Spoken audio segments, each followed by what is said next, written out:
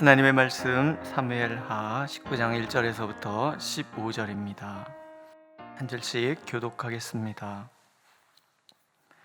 어떤 사람이 요압에게 아뢰되 왕이 압살롬을 위하여 울며 슬퍼하시나이다 하니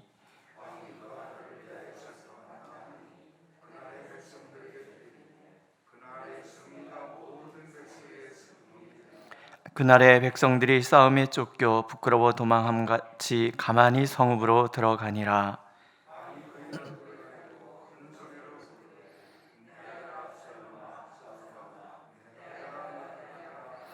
요압이 집에 들어가서 왕께 말씀드리되 왕께서 오늘 왕의 생명과 왕의 자네의 생명과 처첩과 비빈들의 생명을 구원한 모든 부하들의 얼굴을 부끄럽게 하시니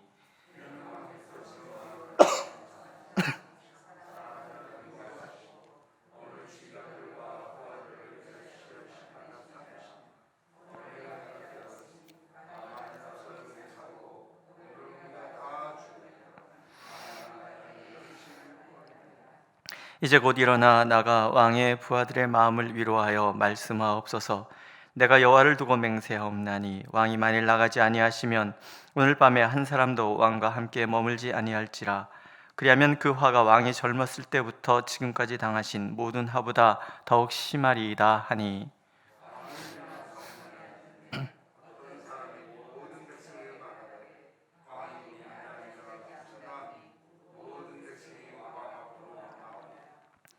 이스라엘은 이미 각기 장막으로 도망하였더라.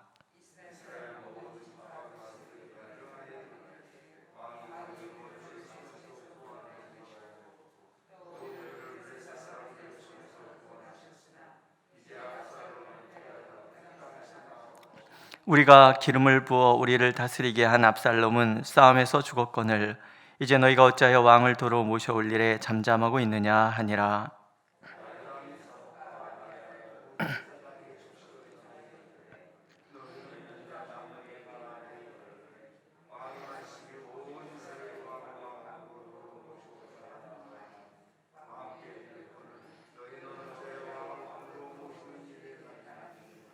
너희는 내 형제요 내 골육이거늘 너희는 어찌하여 왕을 도로 모셔오는 일에 나중이 되리요 하셨다 하고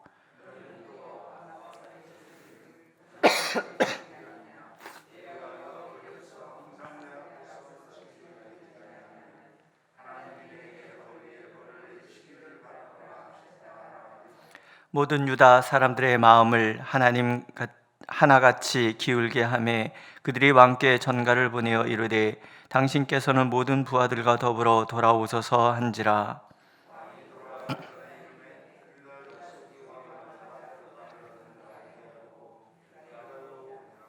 아멘. 신앙은요, 우리가 하나님의 주권하에 있다는 것을 믿는 것입니다.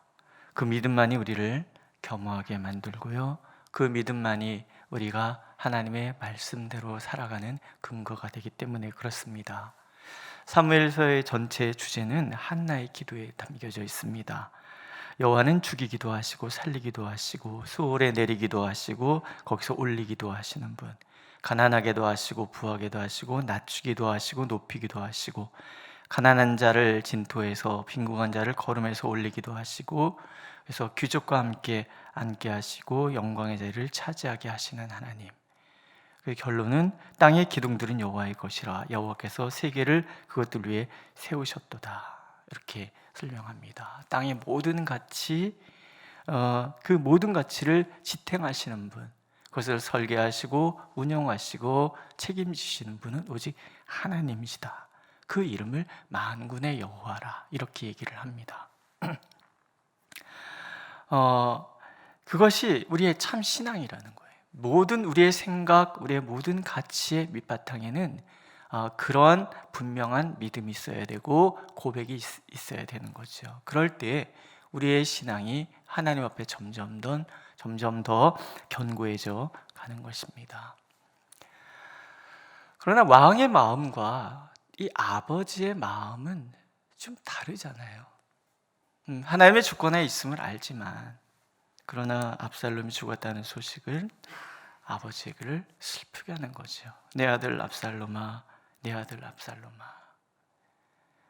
근데 이게 좀 너무 시간이 오래 가는 거예요.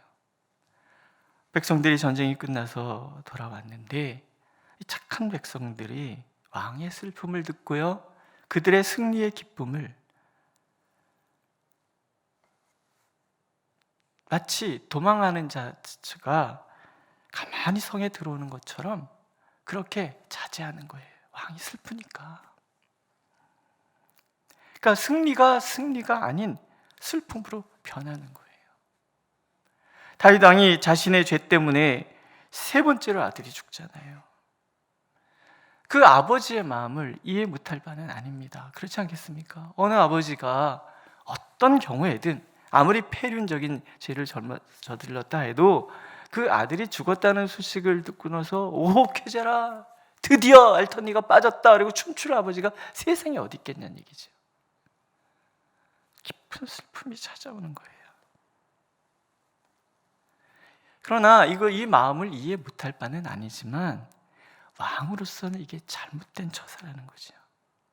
지나치는 것은 모자람만 못하다, 그런 얘기가 있잖아요. 먼저 다윗은 이런 소식을 들었을 때 첫 번째 밧세바 사건 이후에 그 태어난 아이가 죽잖아요. 그때 취했던 행동을 취했어야 옳다라는 거지요. 아들이 살았을 때 내가 금식하고 온 것은 혹시 여호와께서 나를 불쌍히 여기사 아이를 살려주실는지 누가 알까 생각함이거니와 지금은 죽었으니 내가 어찌 금식하랴, 내가 다시 돌아오게 할 수 있느냐. 자신의 죄 때문에 아이가 죽었어요. 하나님 앞에 그럼에도 불구하고 아이를 살려주시기를 금식하며 기도합니다. 그러나 하나님께서 죄값으로 아이를 데려가시는 그런 것을 받아들이는 거예요. 내가 아이에게 갈지언정 아이가 다시 돌아올 수 없다. 그래서 하나님의 주권을 인정하고 씻고 예배당에 들어가서 경배하고 그리고 왕의 직무를 계속 하잖아요. 지금도 똑같은 행동을 취했어야 되는 거예요. 다윗에게는 압살롬이 굉장히 귀한 아들이었었나 봐요. 하지만 아이가 누가 더 귀하고 누가 덜 귀하고 그런 게 어디 있겠습니까? 그렇지 않습니까? 네? 오직 하나님의 주권 하에서 이 압살롬의 문제도 받아들여야 되는 게 다윗의 믿음이어야 했다라는 거죠. 그리고 두 번째, 왕이잖아요. 왕은 공의를 세워야 됩니다. 이 왕의 자리라는 것, 지도자의 자리라는 것은 사사로운 정을 뛰어넘어서 이 공을 앞세워야 될 때도 있다라는 거죠. 엄밀히 따지면 압살롬은 반역자예요. 하나님과 하나님의 나라, 하나님의 기름 부은 자를 해하려고 대적한 죄인이단 말이죠. 여호와의 기름 부음 받은 자를 손대는 것, 하나님의 나라에 대한 도전, 이것은 하나님께서 금하시는 거예요. 다윗은 이걸 알고 있잖아요. 이미 그렇게 사울 왕을 대할 때 표현했던 다윗이란 말이죠. 그러니까 왕으로서 지금 더 슬퍼야 될 것은 뭐냐면 나라를 구하기 위해서, 하나님의 나라를 세우기 위해서 목숨 바친 그 국가의 아들들의 죽음, 얼마나 많은 사람이 죽었어요. 2만 명이 넘었는데 그들의 죽음을 슬퍼해야 돼요. 이게 왕이라는 거죠. 그들의 몸 바친 충성을 칭찬해야 하고 그들이 하나님과 하나님의 국가를 세우기에 헌신한 그 모든 헌신을 자랑스럽게 만들어야 하는데 지금 왕이 자기 슬픔에 빠져서 국가를 위해서, 왕을 위해서 충성한 그들을 지금 무시하고 있다는 거죠. 공의를 세워야 할 왕이 그들을 망각하는 거예요. 요압이라는 신하가 있습니다. 들어가잖아요. 우리가 읽어본 반협박입니다. 만약에 왕이 저 백성들을 맞이하지 않는다면 이 밤에 한 명도 남아있지 않을 것입니다. 내가 다 몰고 나가버릴 것입니다. 이런 협박입니다. 보는 시각에 따라서 왕에게 어찌 이렇게 말을 함부로 할 수 있는가, 요압이 굉장히 교만해졌구나 이렇게 받아들일 수도 있지만 또 달리 생각해 볼 수도 있지 않겠습니까? 이 사람은 군인이에요. 굉장히 단순할 수 있는 사람이라는 거죠. 왜? 그런 분들 있잖아요. 어떤 사람 생각이 복잡한 사람이 있고 어떤 사람 단순 명료하신 분들도 있잖아요. 행동이 생각보다 앞서시는 분들이 있잖아요. 요압이 그런 사람 중에 하나인 거죠. 단도직입적으로 왕을 찾아 들어가서 슬픔에 빠져 있는 왕, 지금 공과 사를 구분 못하고 있는 왕을 깨울 수 있는 사람은 이런 분들이 필요한 거죠. 안 그렇습니까? 목사가 뭐 잘못하면 방문 확 열고 들어가서 목사님 이건 아니지 않아요? 이렇게 한번 따질 수 있는 사람이 있을 때 가끔 그 내가 빠져있는 이 자기애에서 벗어날 수도 있잖아요. 하나님이 요압을 그렇게 쓰시는 거죠. 반 협박을 들으면서 왕이 이제 정신을 차리잖아요. 그래서 성문에 나가서 이 싸움에 수고한 나라를 구한 백성들을 맞이를 한단 말이죠. 뭐 좀 더 부드럽게 얘기할 수 있겠지요. 그렇지만 그거 아무나 그러고 하는 건 아니잖아요. 어떤 사람은 이렇게도 말할 줄 알고 어떤 사람은 저렇게 말할 줄 알고 그게 뭐 상처가 되고 비판이 되고 그러면 세상 어떻게 살아가겠습니까? 안 그렇습니까? 어르신들 그렇잖아요. 아, 이 사람이 이런 말투가 이렇구나, 이 사람은 말투가 저렇구나. 그럼 세상 편한 게 사람 대하는 게 아니겠습니까?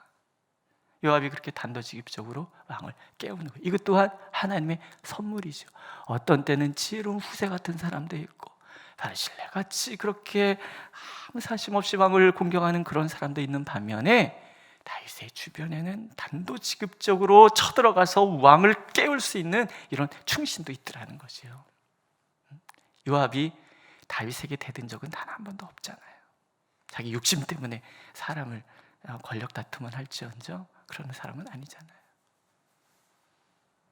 오늘도 하나님께서 우리가 이 공과 사가 무엇인지를 분명히 알고 사사로운 감정보다는 하나님의 마음, 하나님의 뜻, 그것을 앞세울 줄 아는 우리가 되기를 원하시고 또 서로를 돌아보면서 때로 우리가 나의 그 사사로운 감정에 함몰되어 있을 때는 붙들어서 깨워주고 어떤 사람은 직설적으로도 얘기해 주기도 하고 어떤 사람은 부드럽게 감싸고 우리 타고난 성품대로 은사대로 그렇게 서로를 격려하면서 하나님의 나라를 일구어가는 우리가 되기를 하나님 원하고 계십니다. 전쟁이 끝났습니다. 그럼 덥석 돌아와야 되잖아요. 다윗이 덥석 돌아오지 않아요. 스스로 근신하면서 기다리는 거예요. 그러면서 민심의 추이를 살피는 거예요. 지금 온 이스라엘이 앞에 구절이 나오잖아요. 온 이스라엘이 압살롬에게 쏠렸다. 압살롬이 사람들의 마음을 훔친 것도 있지만 무엇인가 다윗의 실정이 있잖아요. 특히 다윗이 행한 엄청난 그 잘못, 이 어둠의 긴 터널을 지금 다윗이 지나가고 있는 거잖아요. 멈춰서서 백성들에게 자기 재신임을 묻는 거예요. 다시 나를 왕으로 받아들이겠느냐? 이런 나를 다시 왕으로 받아들이겠느냐? 지금 나라 전체가 송두리째 지금 흔들리고 있잖아요. 분열되고. 이게 하나님 앞에서의 겸허함이라는 거죠. 조용히 하나님의 어떻게 백성들의 마음을 움직이시는지를 지켜보는 거예요. 제일 먼저는 그 다윗 주변에 있던 사람들이 먼저 돌아오잖아요. 왕이 성문에 앉으니 모든 백성이 왕 앞으로 나오니라. 아, 한 가지 알죠? 아, 절대 나를 떠나지 않는 사람들이 있구나. 그것으로 왕이 되는 건 아니잖아요. 그 다음에 또 민심을 살피는 거예요. 왕이 오랫동안 거기에 머물러 있으니 이제 이스라엘 백성들 간에 서로 반론이 막 일어나는 거예요. 그들의 주장은 이거예요. 전에도 왕은 우리를 원수의 손에서 구원하여 내셨고 우리를 블레셋 사람의 손에서 구원하여 내신 분이 왕이 아니냐. 국가를 구하고 우리를 지켜낸 왕이 다윗 왕인데 지금 압살롬을 피해서 저 강 건너에 가 계신데 빨리 모셔오는 것이 당연한 게 아니냐. 어찌 잠잠하고 있느냐? 백성들의 소리가 이제 백성의 리더들한테 막 들려오는 거예요. 다윗이 정보망을 통해서 이걸 파악하는 거예요. 이스라엘이 나에게 돌아오고 있구나. 하나님이 하시는 거죠. 그러니까 이제 제일 먼저 하는 행동이 뭐냐면 유대 지파 사람들의 마음을 돌리는 거예요. 지금 이 전쟁에서 가장 먼저 왕에게 보복당할 사람들이 누구냐면 유다 지파 사람들이에요. 왜? 제일 먼저 유다 지파 사람들이 압살롬 편을 들었잖아요.